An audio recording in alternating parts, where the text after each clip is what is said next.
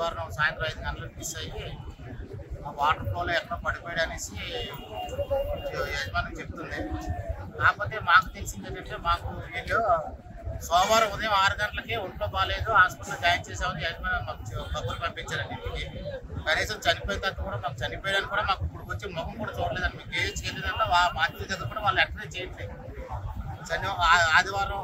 ఆదివారం 5 గంటలు డ్యూటీకి వచ్చిన మనిషి ఇప్పుడు వరకు కూడా ఎక్కడ ఉన్నాడు, ఆ మాధ్యలో ఉన్నాడు అని అందమే కానీ ఫేస్ చూపించట్లేదు.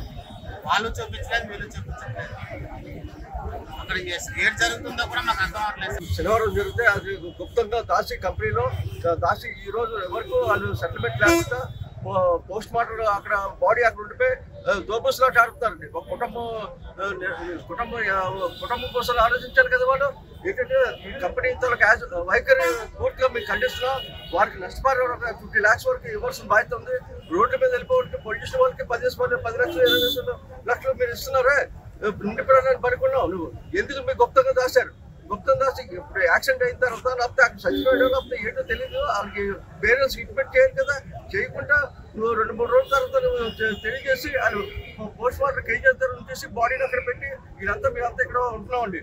పూర్తిగా దీన్ని ఖండిస్తున్నాం సార్. ఐటీఎస్ యూనియన్ పరంగా ఖండిస్తున్నాం. కార్మికులు రోజు రోజుకి వేతనాలు లేక, కుటుంబాలు పోషించుకోలేక దూర ప్రాంతాల నుంచి వలసలు వచ్చి ఇక్కడ పనులు చేయడానికి వస్తున్నారు కార్మికులు.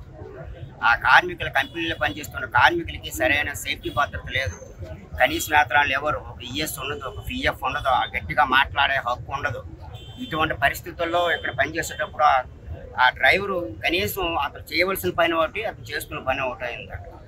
ఆ చేస్తున్న పనికి ఇంత జరిగిన తర్వాత ఇంత గోప్యంగా ఈ యాజమాన్యం ఉంచడే కారణం ఏంటి? ఈ యాజమాన్యం తక్షణమే అరెస్టులు చేసి ఈ కంపెనీ మూత చేయాలి. అసలు యాక్చువల్గా ఈరోజు ఎక్కడ జరిగింది ఇంకోటి జరుగుతూ ఉంటుంది. ఇటువంటి సంఘటన జరగకుండా న్యాయం. 2 పిల్లలు ఉన్నారు, చిన్న వయసు 50 సంవత్సరాలు. ఇప్పుడు వాళ్ళు ఇస్తున్నటువంటి ఎన్నాళ్ళు ఉంటుంది?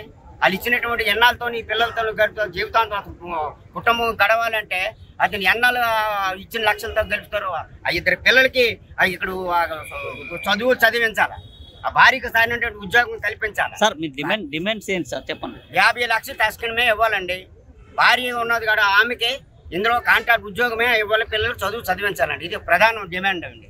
ఇవి లేకపోతే భవిష్యత్తు ఇంకా అంధకారంగా మారుతుంది.